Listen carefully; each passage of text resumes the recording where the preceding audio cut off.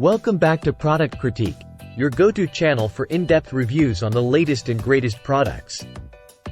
Today, we're diving into the world of gardening and outdoor tools to bring you a detailed look at what we believe is the best coconut machete available in the market.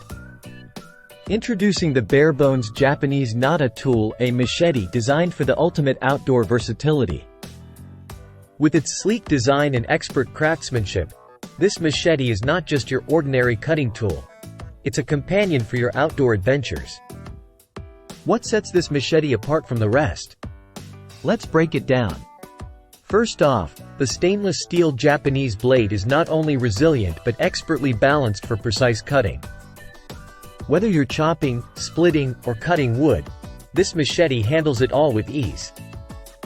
But it's not just about the blade, the handle plays a crucial role too. Made from high-quality walnut wood, it not only adds a touch of elegance but also provides a comfortable grip, reducing fatigue even during extended use. And here's the best part: this machete is easily sharpened, ensuring you have a consistently sharp blade whenever you need it. No more struggling with dull blades or compromising on performance.